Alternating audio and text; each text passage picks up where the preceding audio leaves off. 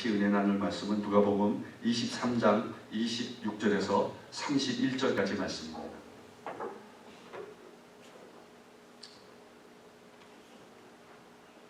누가복음 23장 26절에서 31절까지 말씀 우리 찾으셨으면 한 절씩 읽도록 하겠습니다.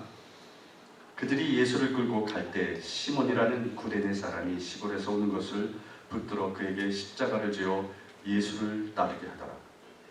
또 백성과 및 그를 위하여 가슴을 치며 슬피 우는 여자의 큰 무리가 따라오는지라. 예수께서 돌이켜 그들을 향하여 이르시되 예루살렘의 딸들아 나를 위하여 울지 말고 너희와 너희 자녀를 위하여 울라.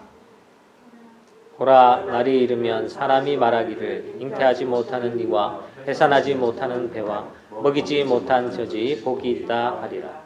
그때 사람이 산들을 대하여 우리 위에 무너지리라며 작은 산들에 대하여 우리를 덮으라 하리라.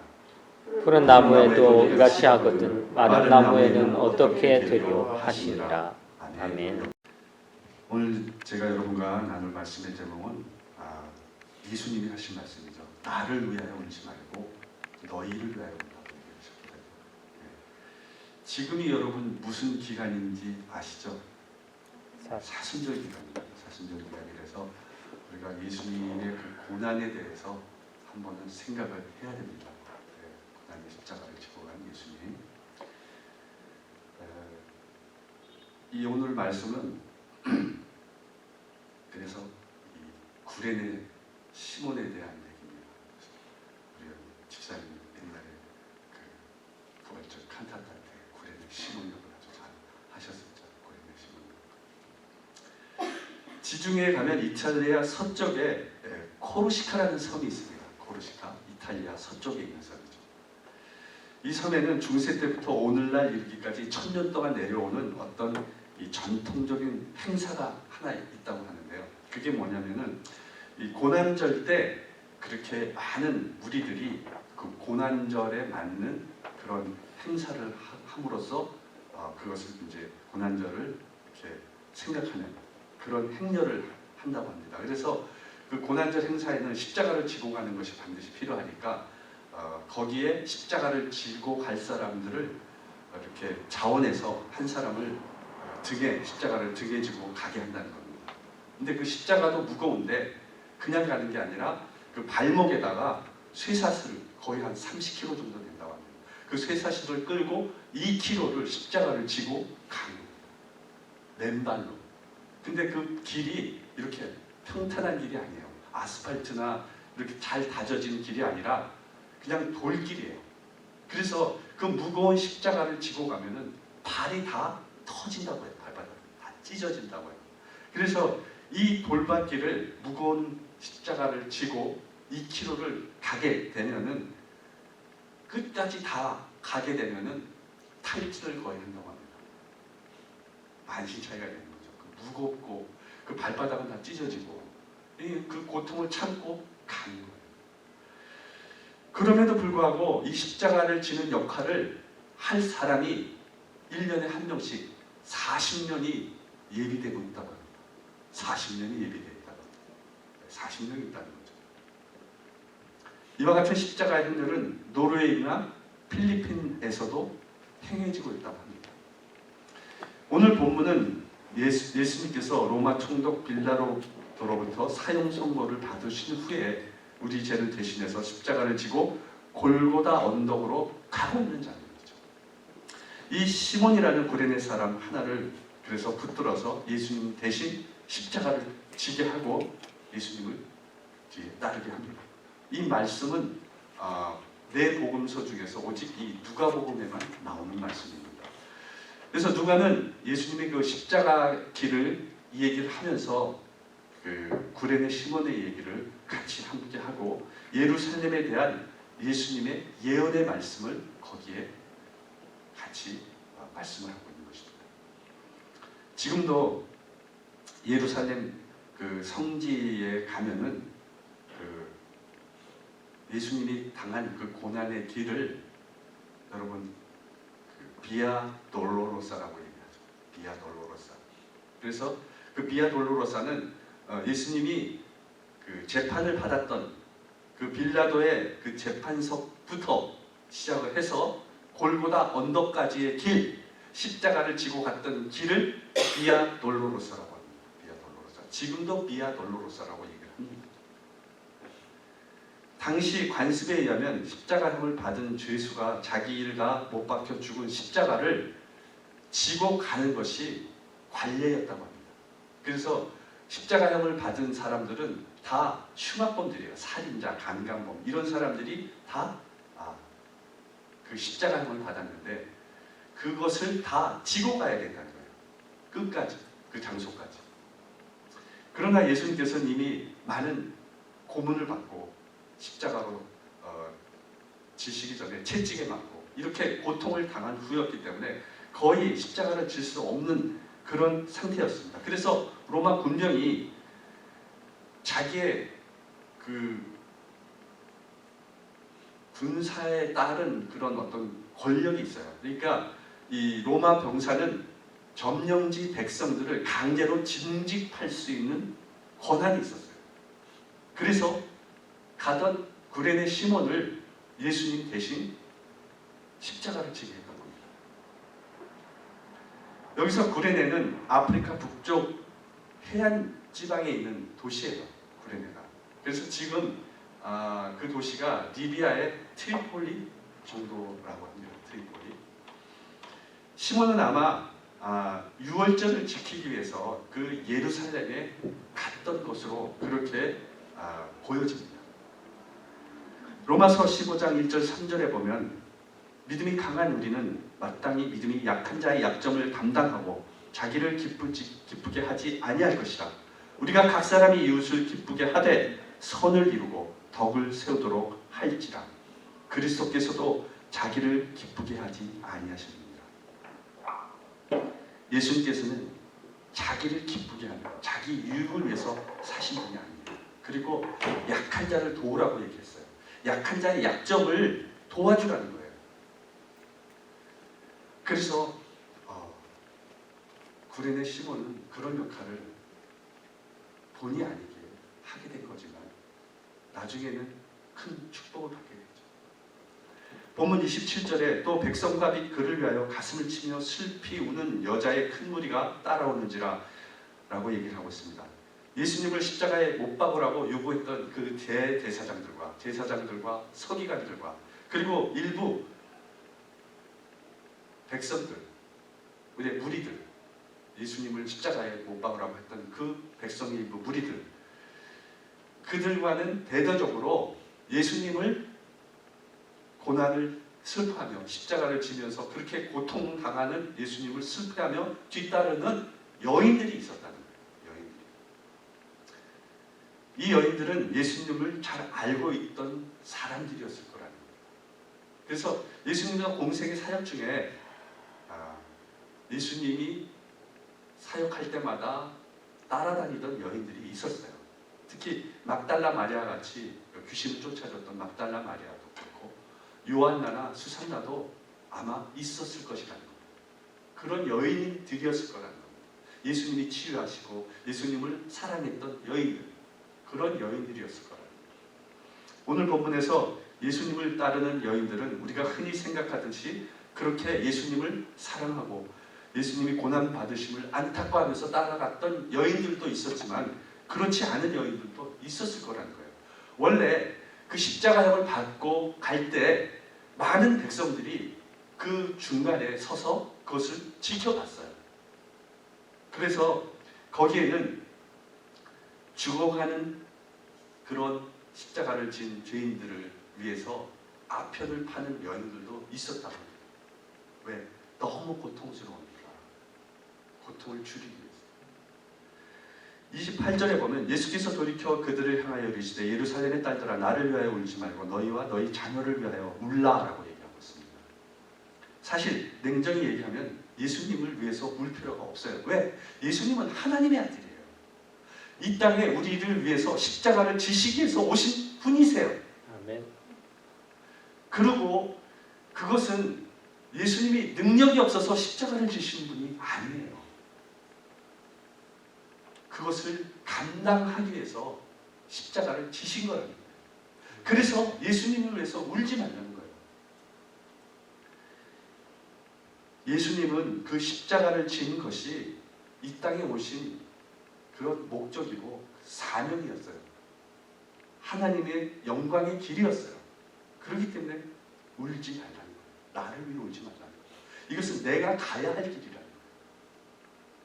또 예수님께서 부르신 예루살렘의 딸이란 말은 예수님의 무서운 무지한 죽음을 슬퍼하는 예수님을 따라왔던 여자의 큰 무리를 뜻하는 말입니다. 근데 큰 의미로는 예루살렘에 있는 모든 사람을 향해서 얘기하신 거예요. 우리가 예루살렘의 딸이라고 얘기했다고 예루살렘의 딸만 얘기하는 것이 아니에요. 예루살렘에 있던 모든 유대인들, 이스라엘 백성들을 향한 그 예수님의 말씀이었어요. 마지막 설교 말씀이에요. 마지막. 예루살렘 성전은 머지않아서 로마 군대에 의해서 돌 위에 돌 하나도 남지 않고 철저히 파괴될 것이다. 참혹한 재앙이 예루살렘 주민에게 닥쳐올 거라는 것을 예수님은 알고 얘기하셨던 겁니다. 그때는 믿음이 준비가 되어 있지 없는 사람들, 준비가 되어 있지 않는 사람들에게는 견딜 수 없는 무서운 재앙의 날이 될 거라는 거예요. 예수님께서는 그것을 알고 계셨어요. 그래서 예수님은 예루살렘을 향해서 통곡하셨어요. 그 예루살렘에 많은 사람들이 무자비하게 처참하게 그 성터가 다 무너지고 죽게 되는 그것을 보시고 통곡하셨어요. 마태복음 23장 37절에서 39절에 보면은 예루살렘아 예루살렘아 선지자들을 죽이고 내게 파송된 자를 돌로 치는 자여 암탉이 그 새끼를 날개 아래 모음같이 내가 내 자녀를 모으려 한 일이 몇 번이더냐. 그러나 너희가 원하지 아니하였도다. 보라 너희 집이 황폐하여 버려진 바 되리라. 내가 너희에게 이르노니 이제부터 너희는 찬송하리로다. 주의 이름으로 오시는 이여 할 때까지 나를 보지 못하리라. 많은 선지자를 죽였습니다. 그리고 예수님을 믿는 자들을 옥에 가두고 복음을 전하는 자를 돌로 쳤어요. 그것을 예수님은 그 예루살렘에 있는 너희들에게 멸망하게 될 것이라는 거예요. 그러니 나를 위해 울지 말고 너희와 너희 자녀들을 위해서 울라는 거예요. 그 폐역한 예루살렘 백성들이 비참하게 죽는 그것을 보고 너희들을 위해서 울라 라고 얘기하시고, 예수님께서 나를 위해 슬퍼하기 전에 너희 자신이 어떤 길로 가고 있는가를 보면서 울라는 얘기를 하신 겁니다. 예수님께서 세상 죄 때문에 죽으심을 안타까워하게 하기 전에 내 존재가 어떤 존재인지, 내 안에 죄의 뿌리를 뽑겨지기 위해서 그것을 위해서 회개하고 올라가는 거죠.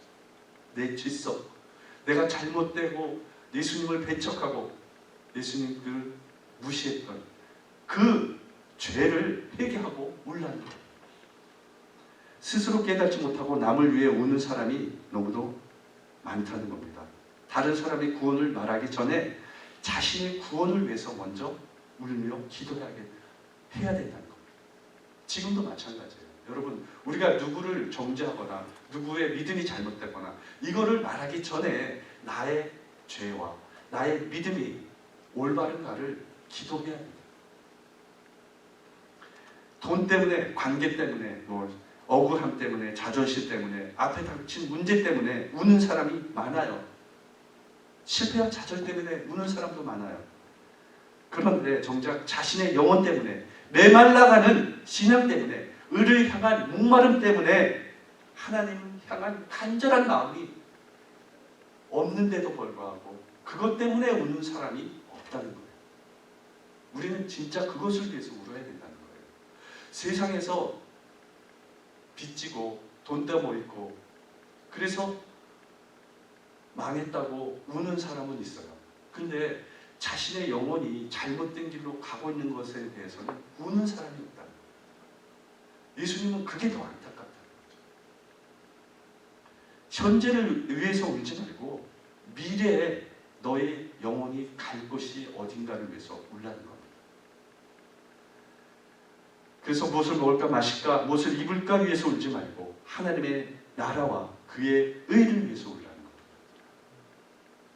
우리는 죽음의 길을 향하여 멸망의 길을 가고 있는데도 모르는 그런 무지한 영혼들, 자신들에게 닥쳐질 무서운 그런 심판에 둔감한 영혼들, 그들을 위하여 울어야 된다는 겁니다.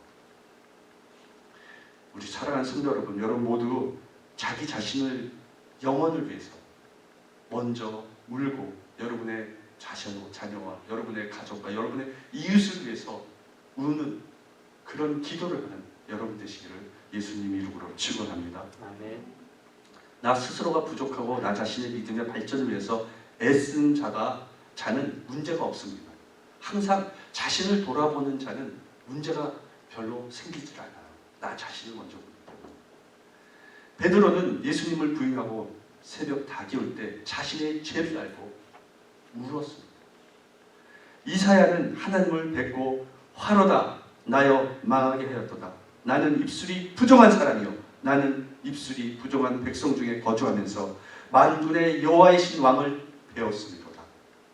라고 그렇게 눈물을 흘렸습니다. 기도했습니다. 그래서 하나님은 그를 사용했습니다. 선지자로 사용했습니다. 예수님께서 너희와 너희 자녀를 울라고 하신 뜻은 무슨 뜻일까요? 그 여인들과 그 자녀들이 당할 재앙을 슬퍼하며 울라는 것이 않습니다. 그런 재앙을 당할 것을 준비하면서 재앙을 피하라는 거예요. 그렇게 말씀하신 거예요. 너희 자녀를 위해서 울라고, 너를 위해서 울라고. 그 재앙이 이제 닥치니까 그것을 이제 피하기 위해서 너희들이 회개하고 그것에서 벗어나라고 말씀하신 거예요. 그러나 예루살렘이 결국에는 파괴됐죠. 재앙이 임했죠. 오늘날 우리에게 닥칠 재앙은 무엇일까요? 그것은 여러분 이런 물질적인 재앙이 아니에요. 병이 아니에요. 우리가 죽고 난 다음에 하나님 앞에 심판을 받게 될 그때의 재앙이라는 거예요. 그 재앙이 무섭다는 거예요. 믿음이 이 세상 모든 재앙과 공포와 고난을 이길 수 있는 유일한 길은 예수님을 믿는 거예요.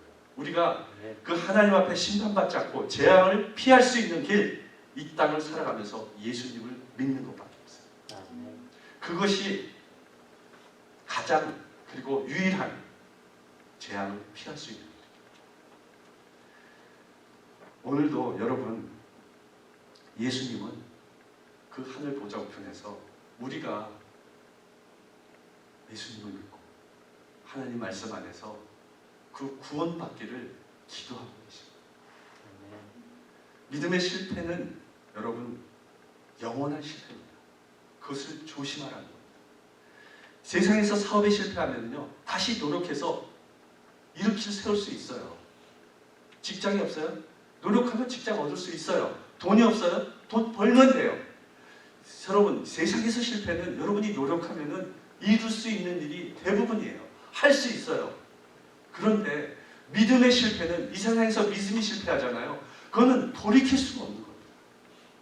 믿음이 없는 자들은 하나님 앞에 가서 돌이킬 수가 없어요. 그래서 여러분 철저하게 여러분 우리는 이스라엘 백성들이 광야에서 훈련을 받았으나 가나안 땅을 정복하고 가나안 땅에 들어가서 그들이 하나님을 경배하지 못했어요. 하나님을 섬기지 못했어요. 계속 우상을 섬겼어요. 하나님과 우상을 같이 섬겼어요. 그 멸망당하는 예배가 상실되고 자녀들에게 신앙교육을 철저히 하지 못했던 그 이스라엘 백성들, 그런 모습이 오늘날 교회도 있지 않기를 바라는 마음이 있다. 그 이스라엘 백성들은 하나님의 기적을 받고 하나님의 구원을 이미 받았어요. 그런데도 불구하고 하나님을 온전히 섬기지 못했어요. 그리고 나중에 멸망당해요.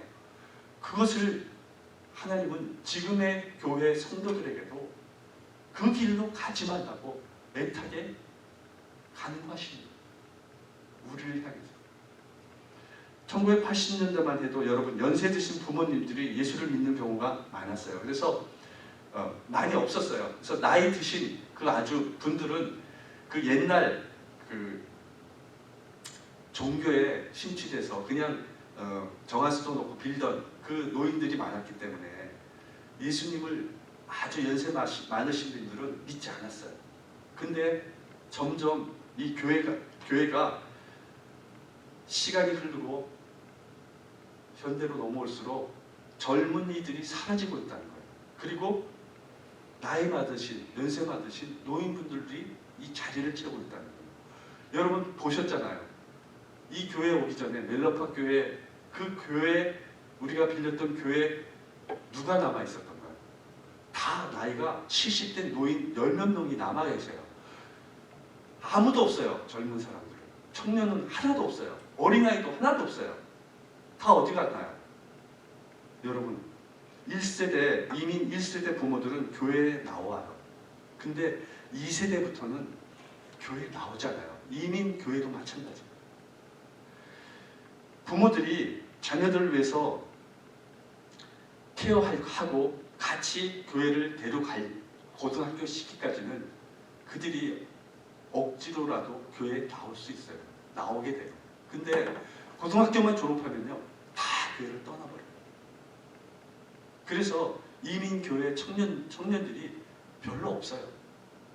다 유학생들이 이 한인교회도 자리를 대부분 차지하지 어려서부터 신앙교육을 받고서 그렇게 계속 남아있는 청년들이 많죠.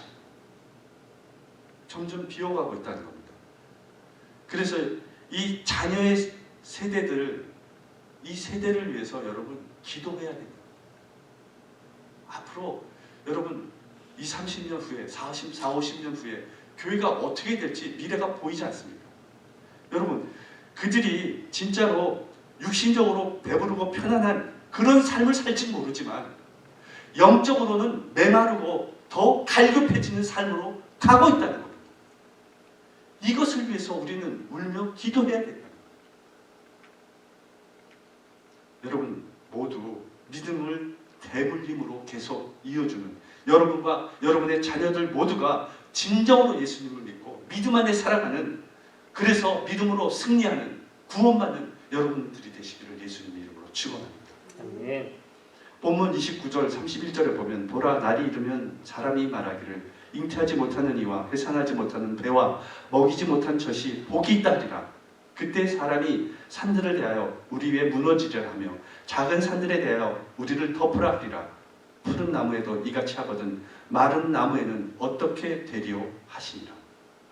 이 말씀은 주 70년 후에 로마 장군 티토가 예루살렘을 정복하고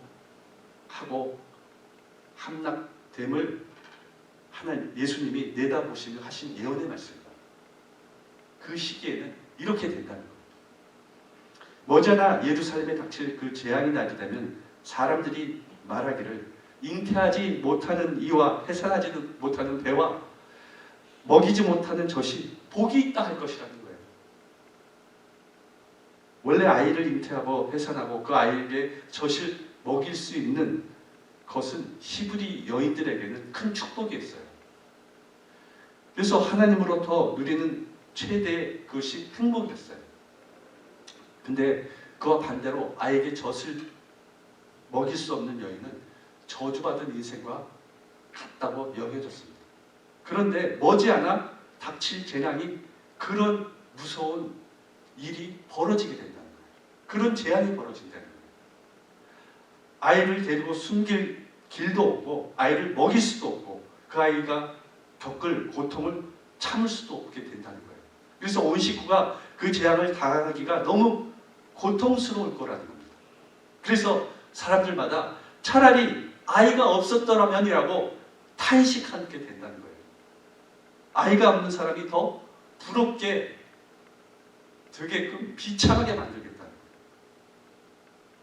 얼마나 큰 재앙입니까? 그리고 이 비참한 상황을 벗어난 유일한 길은 가능한 한 빨리 죽는 것이라는 거예요. 그래서 크고 작은 산들에게 우리 위에 무너지라는 거예요. 차라리 고통을 당하느니 산들이 무너져서 죽는 게 낫다는 거죠. 그리고 우리를 덮으라는 거예요. 무너져 우리를 덮으라는 거예요. 무너져 내리는 산이 덮쳐서 순식간에 목숨을 잃는 게 편하지, 그렇게 고통받으면서 죽는 것이 더 힘들다는 거죠. 어느 아이가 주일학교에 하늘나라에 대해서 이제 주일학교 선생님한테 얘기를 듣고 엄마한테 얘기를 했죠. 엄마, 오늘 선생님이 하늘나라에 대해서 얘기해 줬어요. 그래서 그 하늘나라는 참 아름답고 하나님이 계신 곳이고 그런 곳이라고 들었어요. 그랬더니 엄마가 착하고 잘 네가 알아들었구나 그러면서 쓰다듬어 줬어요. 기특하다고. 그러고 나서 아이는 또 하나 얘기를 합니다. 근데 엄마, 왜 엄마는 여행 가려고는 준비를 철저하게 꼼꼼하게 막 써서 챙기고 다 있는 거 없는 거 다 바리바리 싸가지고 가면서 하나님의 나라를 가기 위해서는 아무 준비 안 해? 라고 얘기하는 겁니다. 여러분은 하나님의 나라를 가기 위한 준비를 하고 계시냐는 겁니다. 오늘 우리는 예수님의 애끓는 심정으로 우리 자신을 돌아봐야 한다는 겁니다. 과연 우리에게 예수 그리스도에 대한 올바른 믿음과 고백이 있는가 하는 것입니다. 그리고 우리는 예수님의 애끓는 심정으로 세상 사람들에게 구원의 복음을 전하고 있는가 하는 것입니다. 구원의 복음의 전도가 예수님께서 십자가에 달리기 직전까지 애끓는 심정으로 행하신 일이라면 우리도 그것을 심껏 행해야 된다는 겁니다. 구원받지 못한 자들을 위한 진짜 아주 애끓는 마음으로 그렇게 얘기하신 그 심정을 우리도 가져야 한다는 겁니다. 그래서 우리 가장 가까운 여러분의 부모, 형제들, 자녀들, 친척들, 친구들이 무서운 재앙 가운데 서 있는데 우리가 그들을 바라만 보고 있어야 되겠냐는 겁니다. 그들이 산을 향하여 무너져 나를 덮으라고 절규하도록 내버려 둬야 한다는 것입니다. 그런 무서운 재앙 속에서 죽어간다면 우리는 그를 살려야 된다는 겁니다. 그것이 여러분의 사명입니다. 왜? 가족이 했기 때문에, 부모기 때문에, 자식이기 때문에. 하나님이 여러분을 그 부모 밑에서 나게 하셨고요. 그 자녀를 주신 것도 하나님이에요. 여러분이 감당해야 할 몫이에요. 그래서 여러분, 예수님의 애끓는 심정으로 복음을 전해야 하는 겁니다. 예수님께서 오늘 본문 마지막에 하신 말씀이 푸른 나무에도 이같이 하거든 마른 나무에는 어떻게 되리오라고 얘기하고 있습니다.